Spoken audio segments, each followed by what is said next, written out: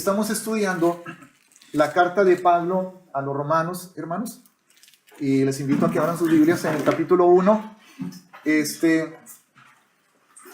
Nos habíamos quedado en el versículo, vimos hasta el versículo 16, donde Pablo dice: porque no me avergüenzo del evangelio, porque es poder de Dios para salvación a todo aquel que cree.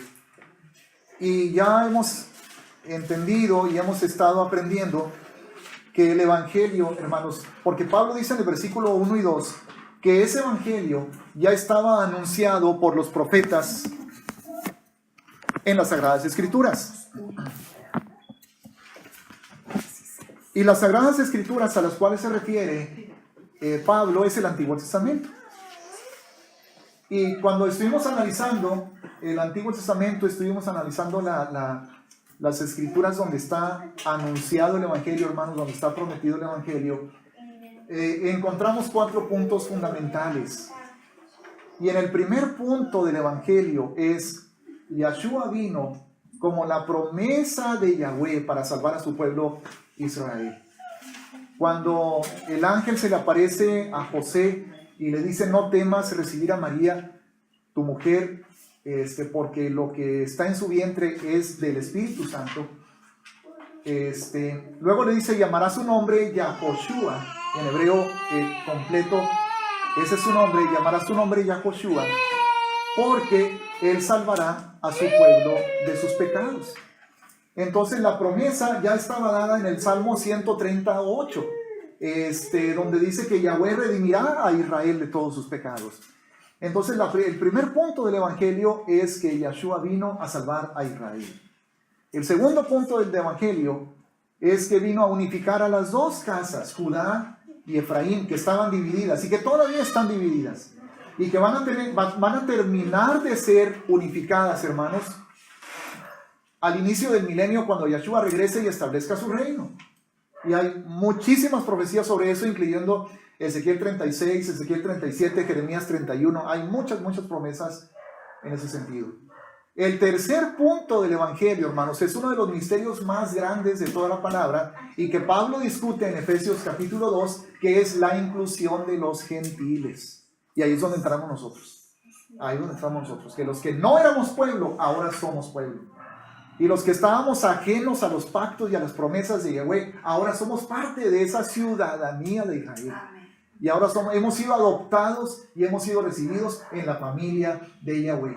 Por eso es que Pablo en Gálatas dice que ya en lo que se refiere a la salvación, ya no hay diferencia entre judío y griego, libre y esclavo, y hombre y mujer, ¿verdad? Y el cuarto punto del Evangelio es que Él viene por segunda vez. En Hechos capítulo 1, cuando los discípulos le preguntaron al Señor antes de que Él ascendiera, dijeron: Señor, ¿restaurarás el reino a Israel en este tiempo?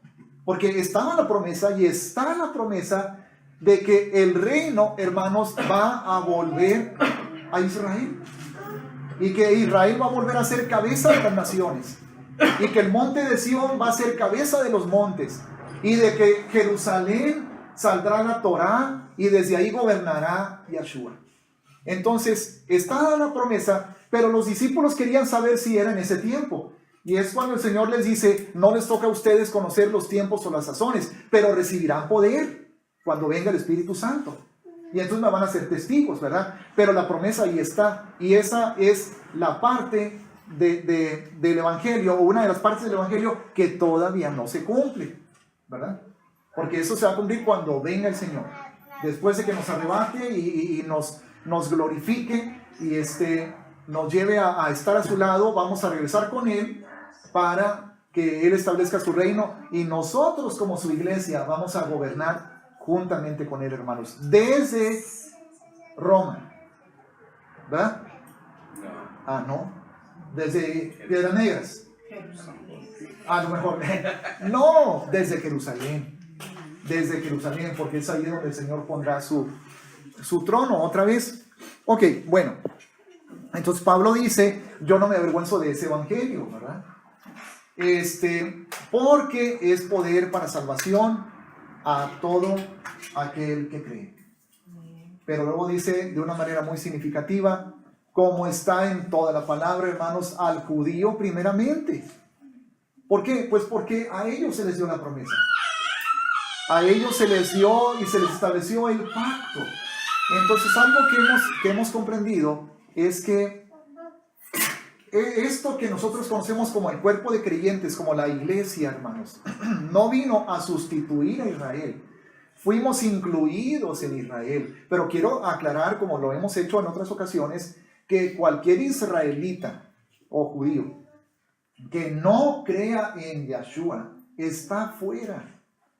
Ellos no pueden ser parte de este olivo, de este pueblo, de este cuerpo, porque es solamente a través de la sangre de Yahshua. Cuando le reclamaron a Pedro en Hechos capítulo 4 de lo que había hecho de sanar al paralítico que estaba en la puerta llamada La Hermosa, en una de las entradas al templo, él les dijo a los judíos, es que no hay otro nombre bajo el cielo dado a los hombres en el cual podamos ser salvos. Y le estaba hablando a los judíos, o sea, judíos, si ustedes quieren ser salvos tienen que creer en Yahshua, si no, no se puede, punto, ¿verdad? Entonces, este es el evangelio, hermanos, y es al que Pablo se está refiriendo aquí en Romanos capítulo 1. Ahora, versículo 17, por favor, porque en el evangelio, hablando de ese evangelio, dice, se revela, en el evangelio la justicia de Dios se revela por fe y para fe, ¿ok? Antes de analizar un poquito más a fondo el versículo, hermanos, vamos a ver primero que nada el término justicia, ¿ok? En hebreo,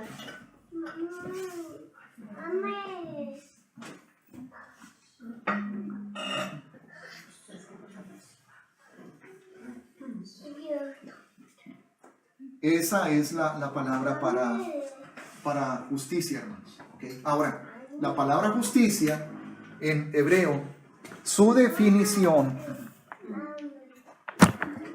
es el derecho, la justicia, lo recto y lo correcto. Eso es lo que significa en hebreo, hermanos.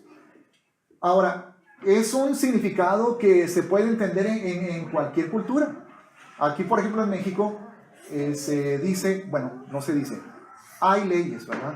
Hay códigos penales, hay códigos civiles, hermanos, pero sí se dice que existe un Estado de Derecho, ¿verdad? Cuando unas personas sorprenden a alguien queriendo secuestrar a un niño, ¿verdad? Y esto ha sucedido, o sea, son cosas que han pasado.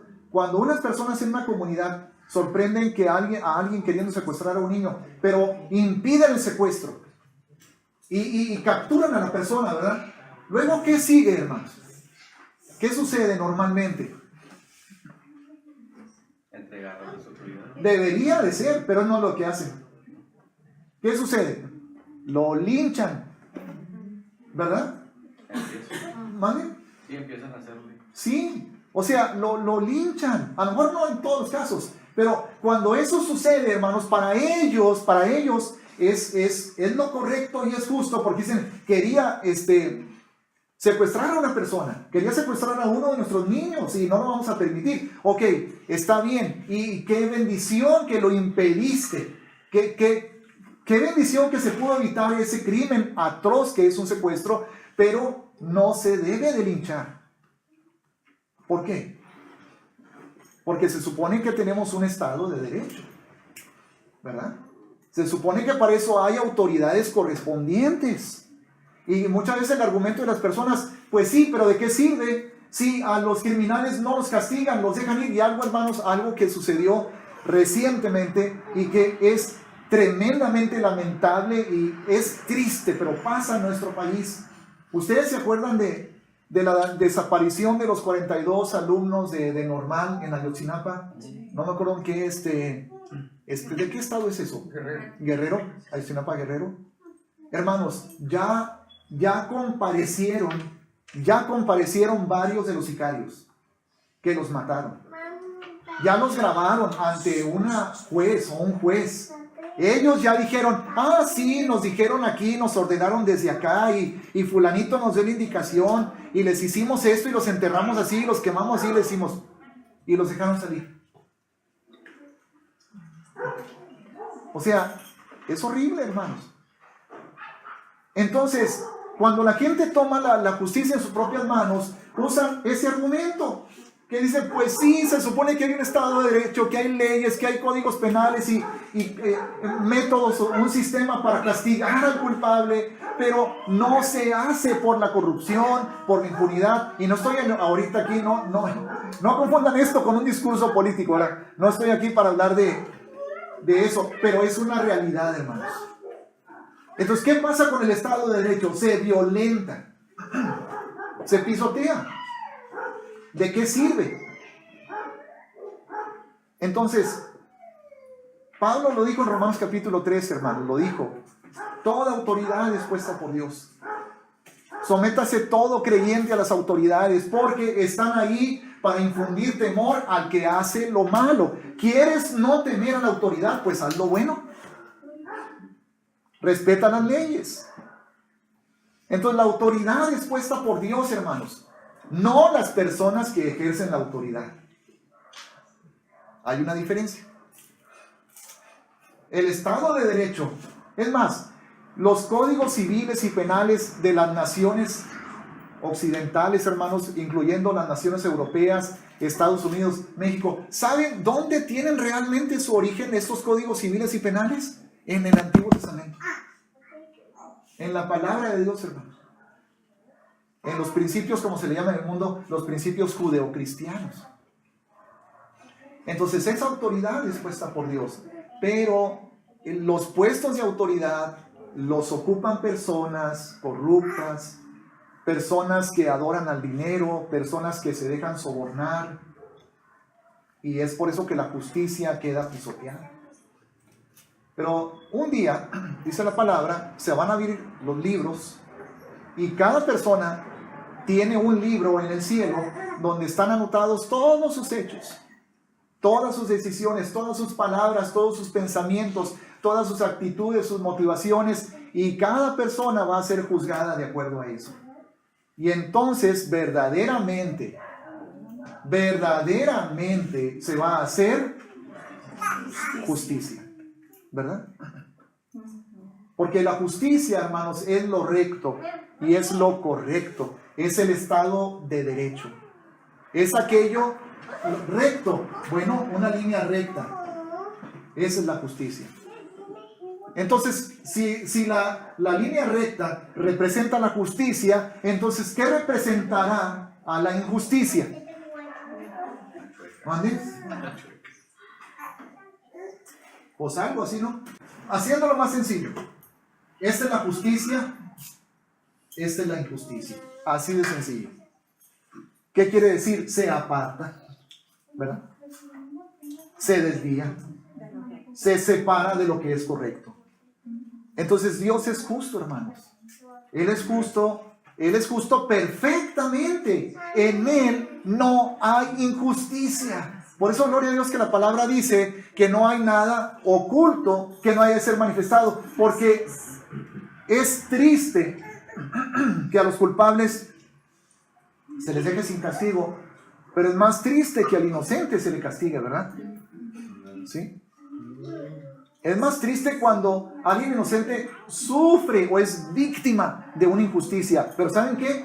Aunque aquí eso no se corrija o no se castigue, aunque el gobierno de nuestro país no haga la justicia que debe ser, Dios la va a hacer. Dios la va a hacer, porque vendrá el gran juicio del trono blanco. Y nadie, hermanos, pero nadie se va a escapar.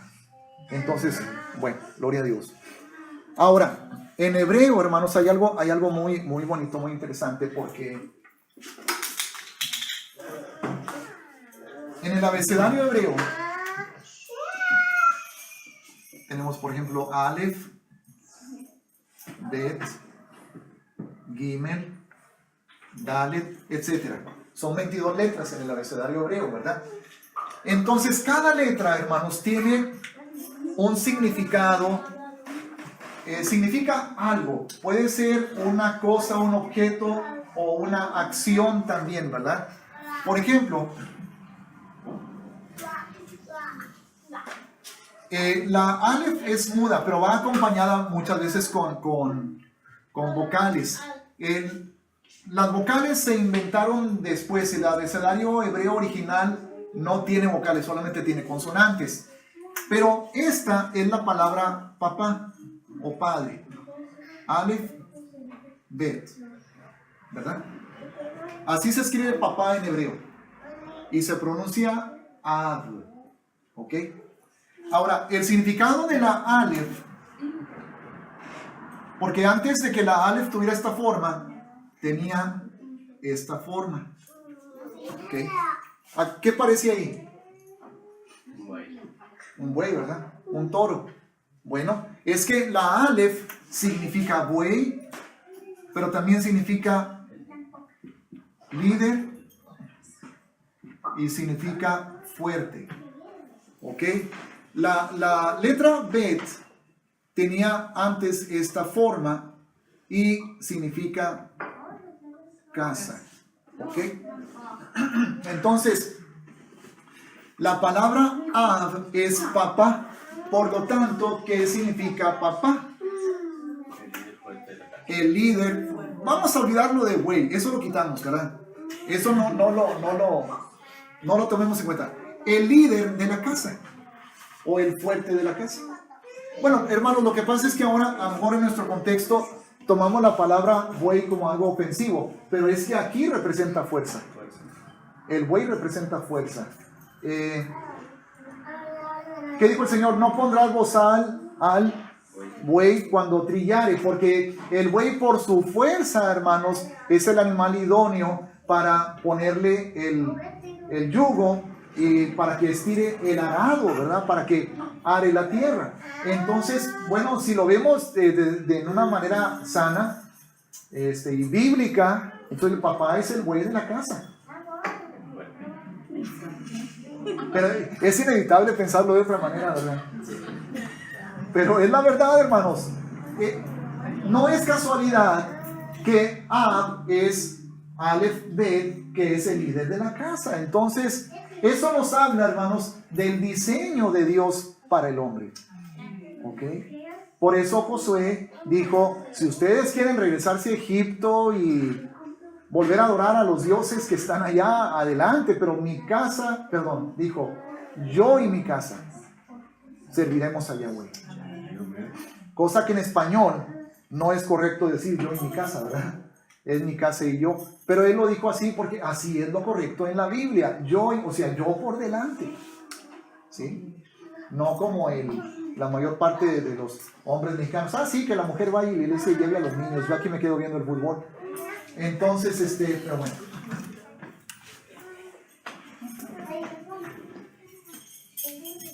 Ok, la palabra Sedec, hermanos, está con Sedec, que es justicia, está constituida de 3 letras.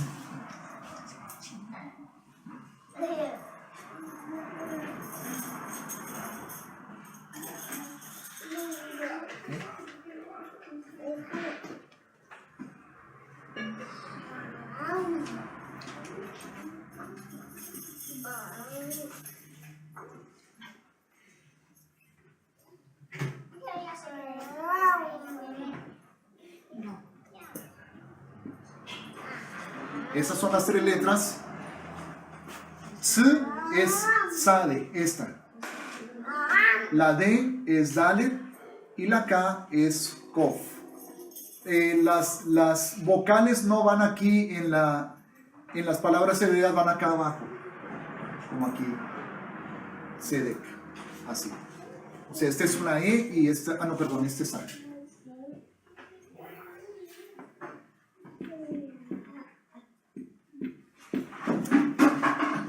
Esos 3 puntitos son la E, ¿ok?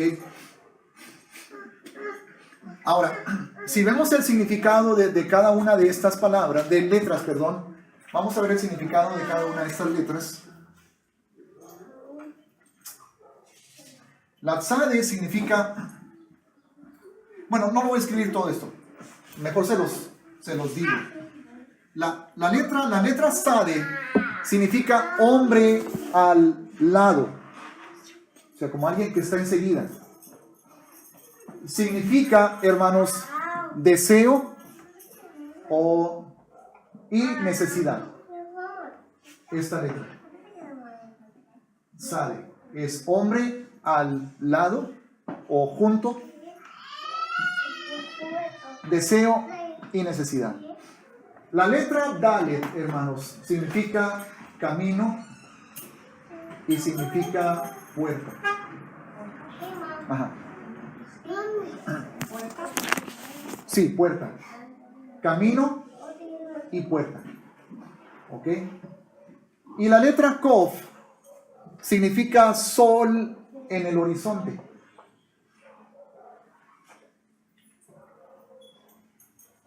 Entonces tenemos que aquí, esto quiere decir hombre al lado, deseo y necesidad. Aquí es puerta y camino. Y acá es sol en el horizonte o detrás. También significa detrás, ¿ok? ¿Cómo podríamos nosotros entenderlo ya a la luz de la revelación del Mesías, hermanos? ¿Qué es justicia si vamos uniendo el significado de cada una de las letras? ¿Ok? Y lo que escribí a manera de una interpretación, y es una interpretación, pues es personal, ¿verdad? Porque no la escuché de alguien, simplemente analizando por qué son esas letras las que describen la justicia, ¿verdad? Lo recto, lo correcto. Yo lo entiendo de la siguiente manera: es el deseo o la necesidad de andar por el camino recto, por las sendas de justicia, Salmo 23:3 y Salmo 1:6, de modo que estemos, y entrar por la puerta, porque ese es camino y es puerta, y entrar por la puerta que es Yeshua, Juan 10:9, cuando dijo: yo soy la puerta, y el que por mí entrare será salvo, y saldrá y entrará y saldrá y hallará pastos. De modo que estemos preparados. ¿Qué dijimos que significa esto? Sol en el horizonte. Para el amanecer. De modo que estemos preparados para el amanecer. Ahora, sol en el horizonte, tanto puede ser cuando sale como cuando se mete, ¿verdad? Si el sol está en el horizonte, en el oriente está saliendo. Si el sol está en el horizonte, en el poniente se está metiendo. Entonces, ¿por qué escoger, por qué interpretarlo como el amanecer? Pues porque la palabra nos lo dice, hermanos. Dice la palabra en Malaquías 4:2 que Yeshua es el sol de justicia. Vamos a ver estos pasajes. Ahorita vamos a ver cada uno de ellos, pero vamos a repetir entonces.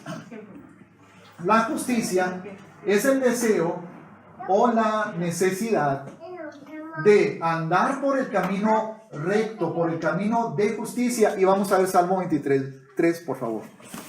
Desde el 1 dice la palabra: Yahweh es mi pastor, nada me faltará. En lugares de delicados pastos me hará descansar. Junto a aguas de reposo me pastoreará. Confortará mi alma. Me guiará por sendas de justicia, por amor de su nombre. Sendas de justicia, hermanos. ¿Qué es la palabra Dalet? Es camino y es puerta. Sendas de justicia. Salmo 1:6, por favor.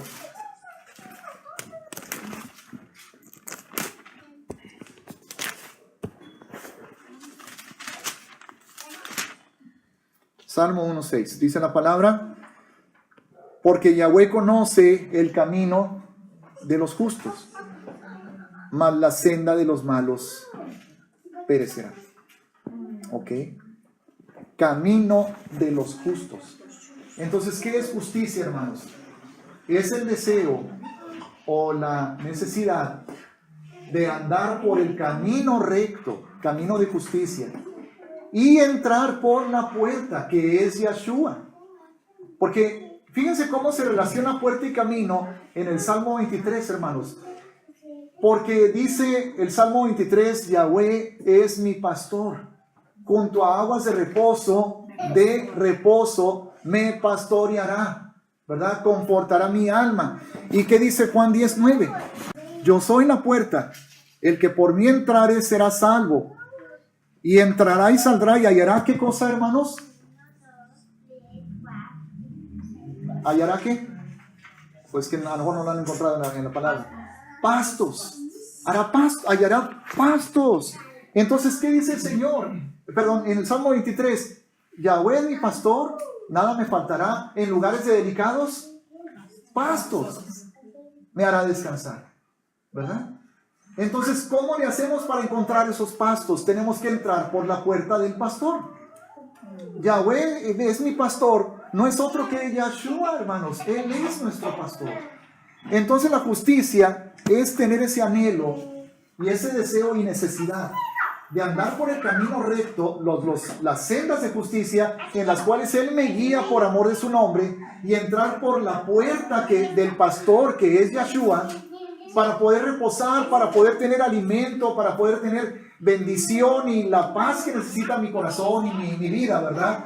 De modo que me prepare para el sol en el horizonte. Y ahora sí vamos, por favor, a Malaquías capítulo 4, que es el último libro del Antiguo Testamento, hermanos, el libro de Malaquías. Y versículo 2, donde dice: mas a vosotros, los que teméis mi nombre. ¿Qué significa aquí temer el nombre de Yahweh? No es tenerle miedo, ¿verdad? No es que alguien mencione el nombre de Yahweh y nosotros nos asustemos así, no. Temer significa tener una reverencia muy profunda. Malaquías 4:2. Un deseo de agradarle, hermano.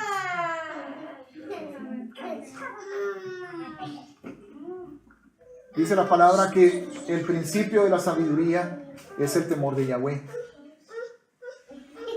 Temer a Yahweh significa estar conscientes de su santidad.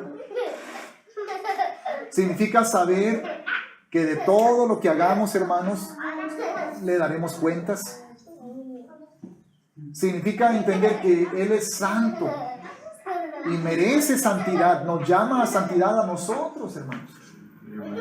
Vivir de una manera santa, de una manera que le agrade, que lo glorifique a Él.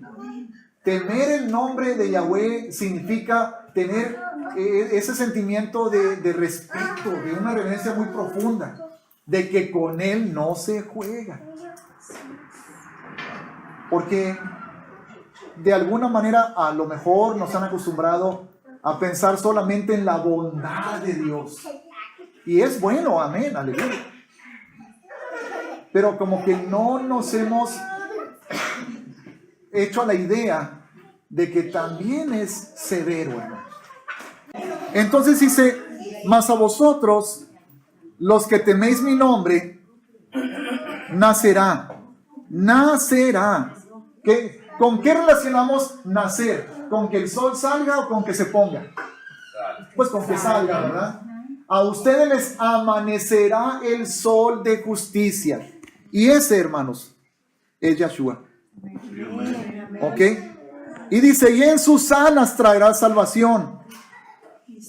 Y saldréis y saltaréis como becerros de la manada. Otra vez relacionado con yo soy la puerta. El que por mí entrare será salvo, y saldrá y entrará y hallará pastos. O sea, becerros, ovejas, lo que sea, pero somos su rebaño, ¿verdad? Así es. Somos su rebaño y Él es el pastor. Pero fíjense con qué se está relacionando todo esto. Con justicia, hermano. Tenemos que regresar a lo que dijo Pablo en Romanos 1:17. Estamos hablando del Evangelio, ¿verdad? Y cuando uno piensa en Evangelio, claro que es correcto, pero normalmente uno piensa en lo bueno solamente. Porque el Evangelio, al fin y al cabo, hermanos, ¿qué significa Evangelio? Significa buenas nuevas, ¿verdad? Pero ¿cómo Pablo dice que por medio del Evangelio se revela la justicia de Yahweh? ¿Por qué es importante este punto, este aspecto de la justicia en el Evangelio? Bueno, porque el Evangelio no existiría. Yeshua no habría venido a morir por nosotros, a sufrir una muerte dolorosísima, hermanos. Un tormento físico y espiritual horrible. Si la humanidad, y en particular el pueblo de Dios, no se hubieran, como lo pusimos ahorita, si esta es la justicia, no está 100% recta la línea, pero si la línea recta representa la justicia, entonces la injusticia es esto: desviarse de lo que es correcto, de lo que es recto, ¿verdad? Porque vino el pecado, porque vino la desobediencia, porque el mundo se apartó de la justicia de Dios. Vino el homicidio, vino el robo, las mentiras, los engaños, la deshonra a los padres, la idolatría, la fornicación, el adulterio. Todo eso vino, hermanos, trayendo la maldición al mundo, como dice Romanos capítulo 5, versículo 12, que así como el pecado entró por un solo hombre, así la muerte vino a todos, a través de la desobediencia de un solo hombre. Y por eso sí tenía que venir la justicia a todos, por medio de la obediencia de un solo hombre. Entonces, el Evangelio es necesario porque la justicia se violó, la justicia se quebrantó, el mundo se apartó de la voluntad del diseño de Dios. ¿Cómo quiere que vivamos el Señor, hermanos? Quiere que vivamos en obediencia a sus mandamientos. Quiere que vivamos de acuerdo a lo que Él ha establecido, ¿verdad? Y que en el trato a nuestros semejantes se refleje eso. Porque recuerden cómo en Isaías 58, Yahweh, hermanos, reprende al pueblo porque según ellos están celebrando Yom Kippur o el día de la expiación muy religiosamente, muy fielmente y ayunando y toda la cosa. Pero Dios dice, no sirve de nada eso, pueblo, porque oprimen al afligido, porque tratan mal al pobre, porque no auxilian al necesitado. Entonces de nada sirve su ayuno. Y luego, hermanos, cuando Yeshua habla en una de las ocasiones con los fariseos, en Mateo 23, que le dice Yeshua a un fariseo, ustedes diezman del eneldo, del comino, bueno, de todo lo más insignificante, ustedes separan el diezmo. Ahora, ¿eso estaba mal? ¿El Señor estaba reprobando lo que hacía el fariseo de diezmar de todo? No, no estaba mal. Pero le dice el Señor, le dice, tú diezmas de todo, como así bien pequeñito, pero te has olvidado de lo más importante de la Torá, que es la justicia, la misericordia y la fe. Esto es necesario hacer sin dejar de hacer aquello. No dejas de diezmar, pero de nada sirve si diezmas y no practicas justicia. Entonces, hermanos, por eso el Evangelio comienza con arrepentimiento. Juan predicó arrepentimiento y bautizó para arrepentimiento. Era una preparación para que el corazón del pueblo tuviera esa preparación para la manifestación del sol de justicia, que es Yeshua. O sea, todo el sacrificio de Yeshua, el derramamiento de su sangre, su sufrimiento en la cruz, el ofrecernos el perdón de nuestros pecados, es para restaurarnos a la justicia de Dios. Perdón por lo chueco. O sea, lo que se fue chueco hay que enderezarlo. ¿No dice eso Pablo en Hebreos 12? Enderezar las rodillas, corrijan el camino. Por eso dice buscar la santidad, sin la cual nadie verá al Señor, ¿verdad? Entonces, ¿de qué se trata el Evangelio? Decir, hey, te apartaste, Dios estableció esto, tú deberías irte para acá, a lo que Satanás te enseñó. Él te enseñó, no robarás y tú robaste, no matarás y mataste, no mentirás y mientes. Entonces, ¿qué mereces? Mereces la muerte.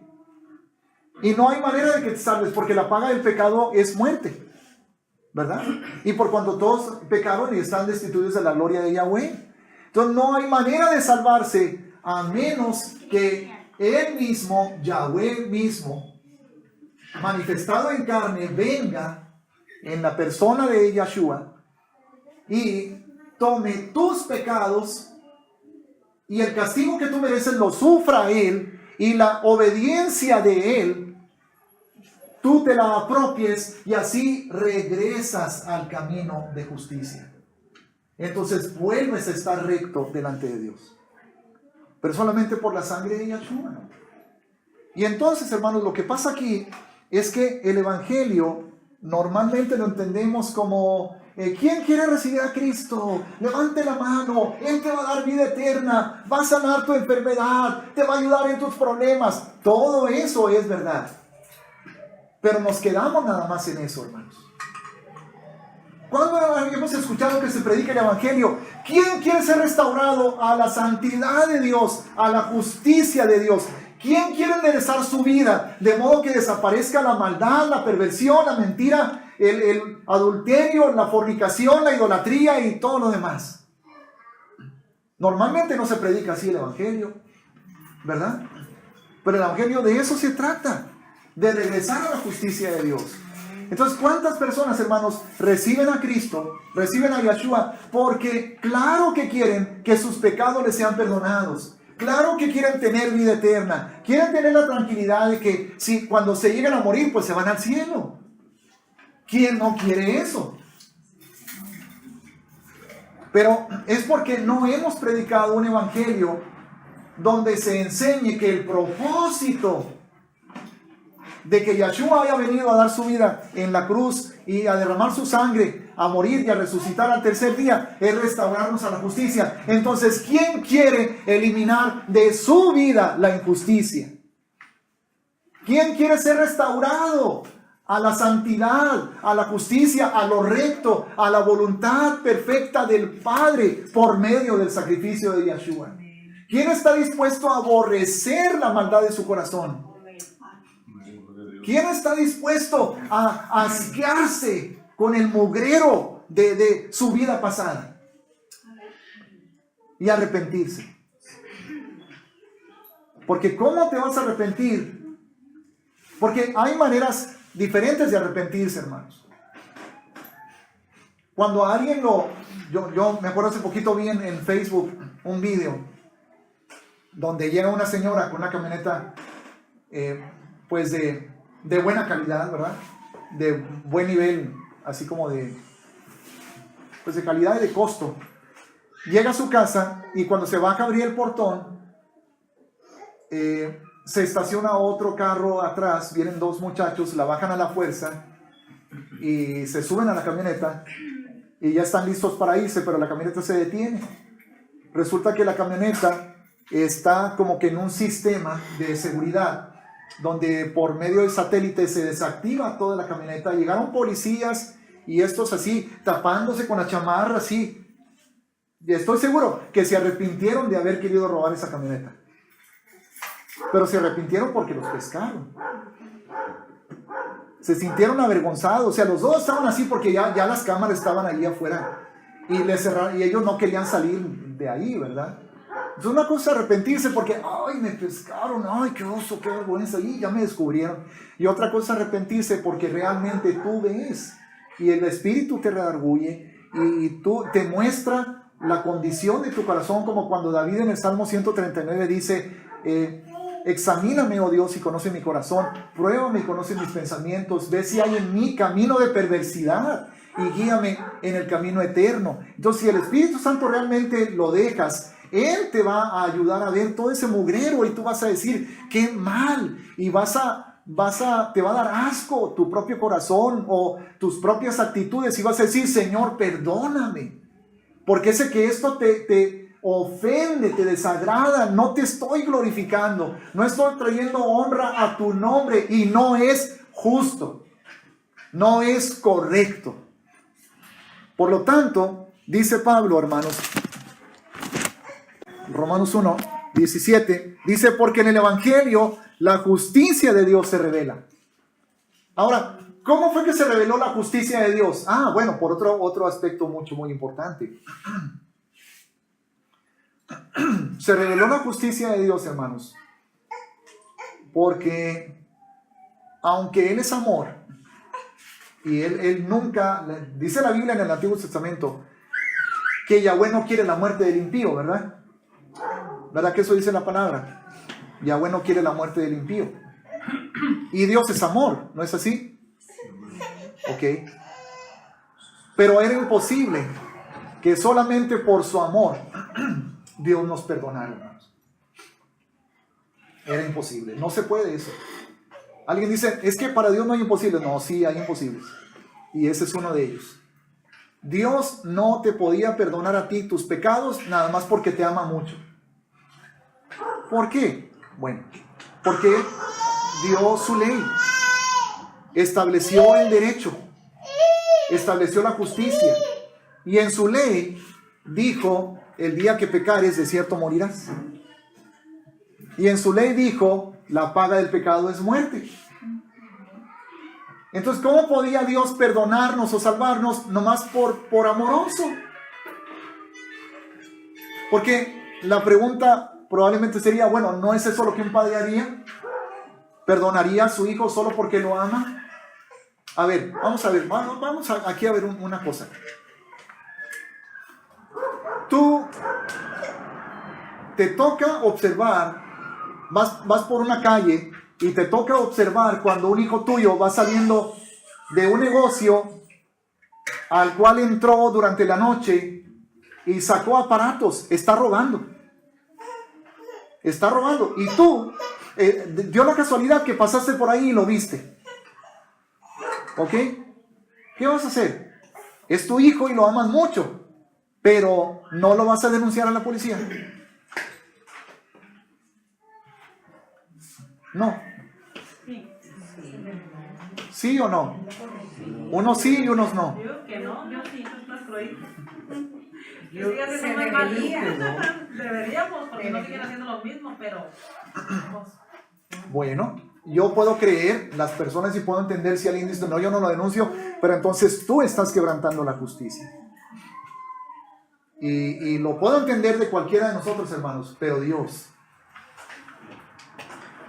es justo. Entonces Dios no podía perdonarnos. Ay, los amo tanto. Híjole, ya los castigué con el diluvio. Y ya, nada más 8 personas se salvaron. Y sí o no, volvió a lo mismo la humanidad. Pues sí. ¿Qué hace falta ahora? ¿Otro diluvio? No, porque el Señor ya dio un pacto, un arco iris, que quiere decir que ya no va a volver a destruir al mundo con agua, pero con fuego.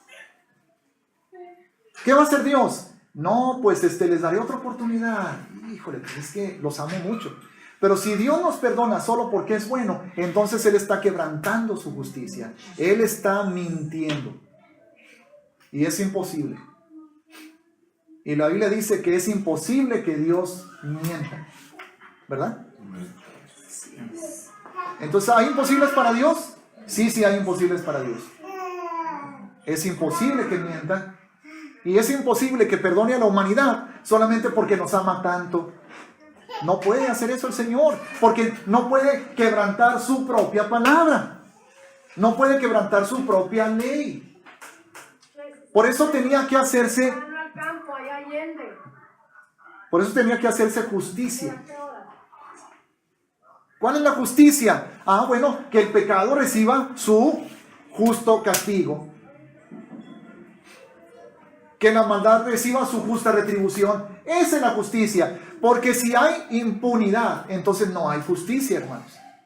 ¿Qué significa impunidad? La ausencia del castigo merecido.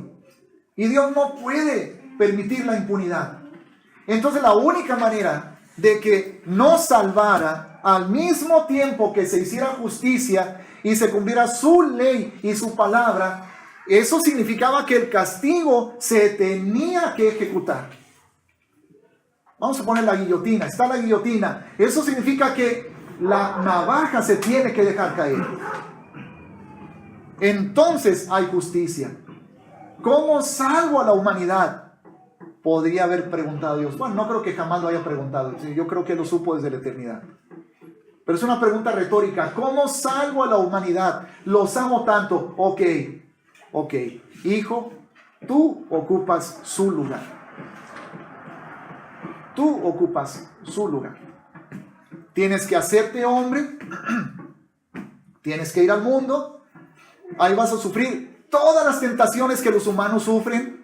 Y las tienes que vencer todas, porque el día que caigas en una de ellas se arruina el plan. El día que tú me ofendas en un solo punto, ya no funciona. ¿Ok? Y por eso el autor de Hebreos en el capítulo 4 dice, porque no tenemos un sumo sacerdote que no pueda compadecerse de nosotros, sino uno que fue tentado en todo. Híjole, qué tremendo, hermanos. En todo fue tentado el Señor, según nuestra semejanza, pero sin pecado. O sea, por eso dice, no tenemos un sumo sacerdote que no pueda compadecerse. O sea, que Él sí puede compadecerse. Pero entonces, hermanos, el Evangelio es la revelación de la justicia, porque por eso Yeshua murió en la cruz. Porque era lo que la ley exigía. La justicia de Dios exigía esa muerte. Entonces Él llevó todos nuestros pecados, fueron cargados sobre Él, como lo dice Isaías 53. Y el castigo de nuestra paz fue sobre Él. Y fue por eso que recibimos salvación. ¿Ok? Entonces, ¿qué se está revelando? La justicia de Dios. Pero qué absurdo sería, qué tonto sería pensar, si lo pensáramos así, que Él aplicó el castigo sobre Yeshua porque cometimos todos esos pecados.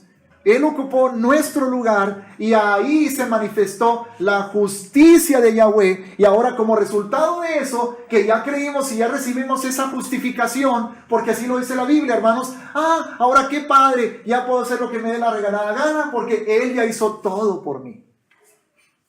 Porque dice 2 Corintios 5:21. Ok, por favor. El que quiero que lean es 2 Corintios 5:21. Al que no conoció pecado por nosotros. Al que no conoció pecado, Sí. Por por nosotros lo hizo pecado, a Yeshua, para que nosotros fuésemos hechos justicia de Dios. ¿Verdad? Entonces, ¿qué? ¿Pecaremos para que la gracia abunde? Él ya cumplió toda justicia por mí, por lo tanto ya no me tengo que preocupar. O sea, me salvó, pero me salvó para restaurarme, para que yo viva en justicia.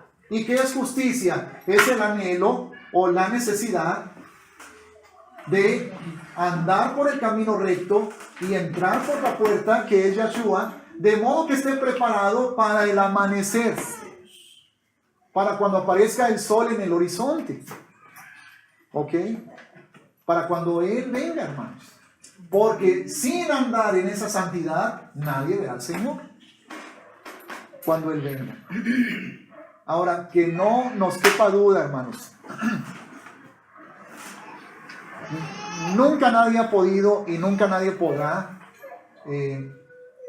vivir en una perfección absoluta, sin error, sin pecado, sin caer, sin fallar. Todos caemos. Todos fallamos.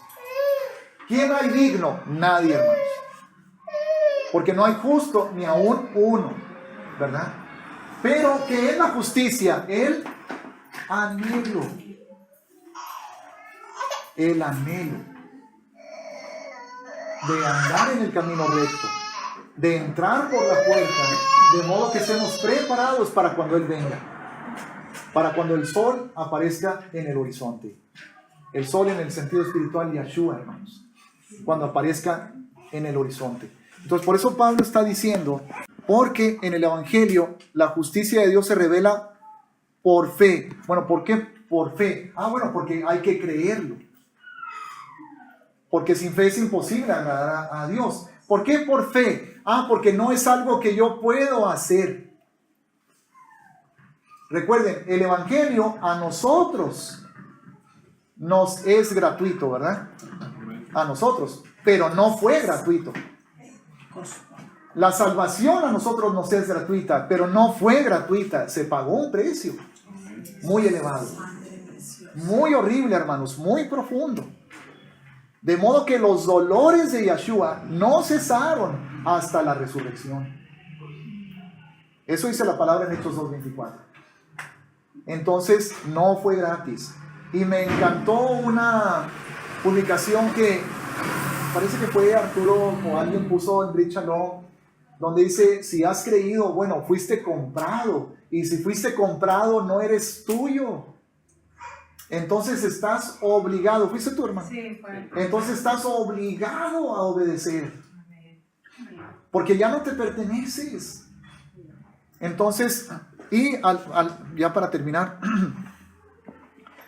la justicia se revela por fe y para fe. Para fe. O sea, ya apliqué la fe cuando la recibí, pero no termina ahí. Esto es un continuo crecimiento. ¿Ok?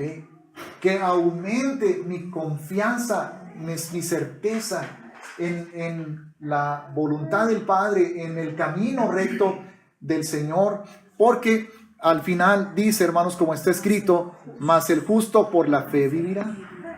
Ahora, ¿cuál es el justo? Que en la palabra de Dios en el Antiguo Testamento, ¿a quién se le considera un justo? Al que pone en práctica esto que vimos aquí, hermanos. La persona que anhela con todo su corazón y busca y desea andar en el camino de justicia, en la Torá, en los mandamientos, en la voluntad del Padre, ahora que conoce al Mesías, o al llegar el Mesías, al llegar el conocimiento del Mesías, puede recibirlo y ser salvo por la fe. Pero fíjense cómo, hermanos, está aquí dando a entender que antes de salvación viene el anhelo de la justicia. Y sí, tiene que ser así. Porque cuando tú escuchas el Evangelio y entiendes el pecado en el que has vivido, lo que te lleva a aceptar el Evangelio es que en tu corazón crece o nace un deseo o una necesidad de encontrar el camino recto. Entonces, cuando tú tienes en tu corazón ese anhelo o esa necesidad, aunque falles, aunque peques, aunque no seas perfecto, pero si en tu corazón está el anhelo, la necesidad, el deseo del camino recto, ya eres un justo. Y entonces el justo vivirá por la fe. Por la fe en el Mesías. ¿Por qué creen que Juan predicó arrepentimiento, hermanos? Porque era necesario que el corazón del pueblo se enderezara para cuando apareciera Yeshua. Y el ejemplo fue que cuando le preguntaron a los soldados: ¿qué haremos para estar bien, verdad? ¿Qué haremos? ¿Y qué les dijo el Señor a los soldados? No extorsionen. Perdón, el Señor no, Juan el Bautista. ¿Qué les dijo? No extorsionen, no abusen de su autoridad. Y luego los publicanos también, ¿verdad? ¿Qué haremos? ¿Qué haremos? ¿Y qué les dijo Juan? No cobren más que lo necesario, ¿verdad? O sea, no, nada más cumplan con su trabajo, recolecten el impuesto, punto. No le quiten de más al pueblo. Entonces, ¿qué estaba haciendo Juan, hermanos? Al predicarles eso, les estaba invitando ¿a qué? A regresar a la justicia, ¿verdad? Eso fue antes de la manifestación de Yeshua, ¿sí o no? Entonces, aquellos que respondieron al evangelio de Juan, a la predicación de arrepentimiento, al bautismo de arrepentimiento, y dijo el publicano: ¿es cierto? ¿Estoy mal? ¿No es justo? Viene el hombre pobre, el vecino, a pagarme el impuesto romano y yo todavía le quiero quitar otra cuota más pesada. Entonces, ¿qué dijo? No, tiene razón Juan, me arrepiento. Y como señal de que se arrepintió, que dijo: es cierto, ya no lo vuelvo a hacer. ¿Qué hizo? Se metió al agua. Porque era el bautismo para arrepentimiento. Entonces, ese publicano que se bautizó, cuando salió del agua, ¿cómo se portó? Pues ya en justicia. Ya solamente cobró lo que debía de cobrar, ¿verdad?